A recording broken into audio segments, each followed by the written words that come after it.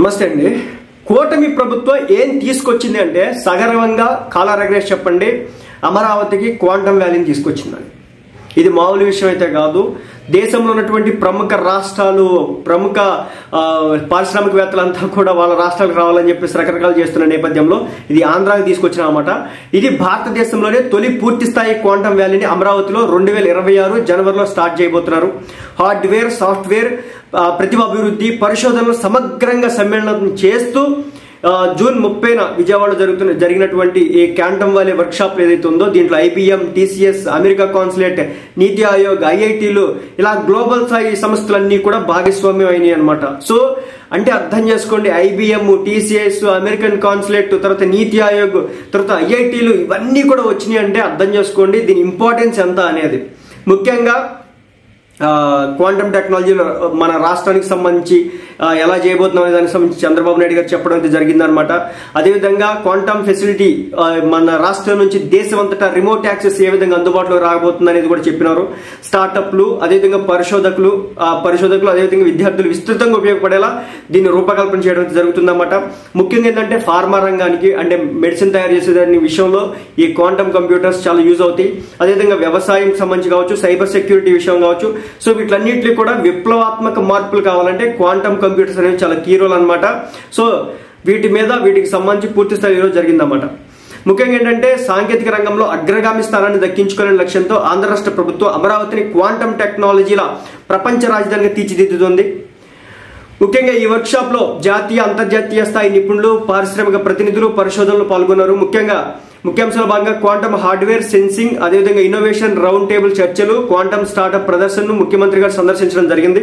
IBM, TCS, America consul general, IITలు, నీతి ఆయోగ్లు ప్రారంభ సెషన్ జరిగిందన్నమాట. ముఖ్యమంత్రి నారా చంద్రబాబు నాయుడు గారు ఉపన్యాసం కూడా జరిగిందన్నమాట. అయితే ఏంటంటే అమరావతి డిక్లరేషన్ మరియు క్వాంటమ్ డిక్లరేషన్ పుస్తకాన్ని కూడా విడుదల చేస్తున్నారు.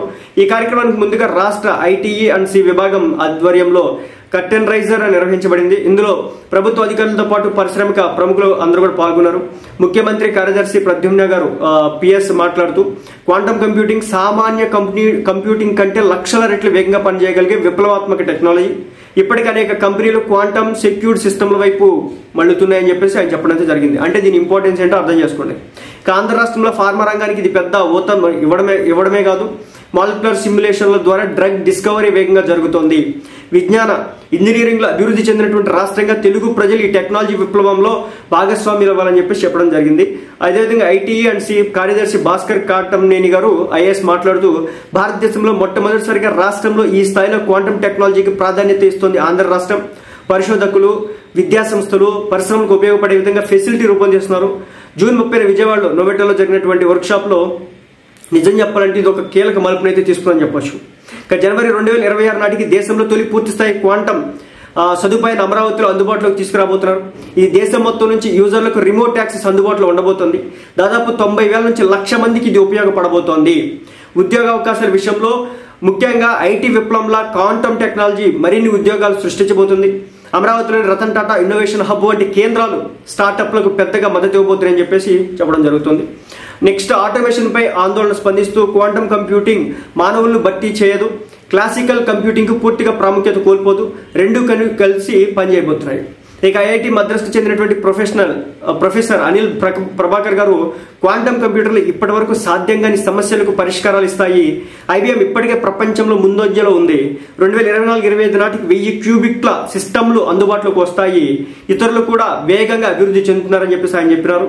సో అతను వివరించినటువంటి quantum application cryptography, route optimisation, battery design, material science, bin factoring, అదేవిధంగా image classification, drug discovery, protein folding, cyber security ఇవన్నీ కూడా దీని ద్వారా జరగబోతున్నాయి.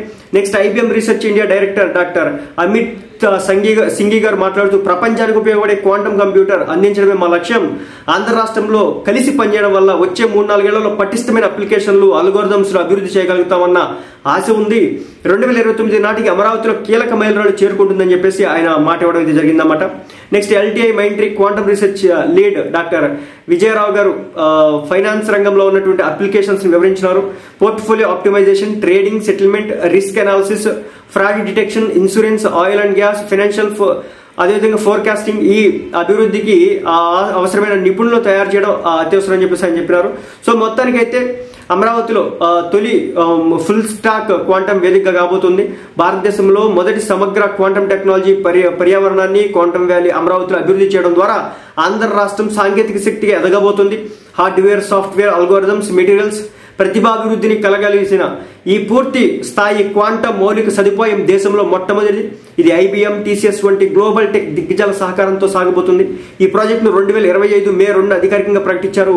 ఇది జాతీయ క్వాంటమ్ మిషన్ లక్ష్యాలనే అనుగుణంగా ఉంటుంది. సో ఈ విధంగా ప్రముఖులంతా కూడా క్వాంటమ్, ఆంధ్ర రాష్ట్రానికి క్వాంటమ్ కంప్యూటర్స్ రావడం కారణంగా జరగబోయేటటువంటి అభివృద్ధి గురించి, లక్ష్యాల గురించి వారు చెప్పడం అయితే జరిగిందన్నమాట. సో దీని ఇంపార్టెన్స్ అర్థం చేసుకోండి. ఇది చాలా ముఖ్యమైనది. ఇది చాలా కీ రోల్ ప్లే చేయబోతుంది మన రాష్ట్రంలో.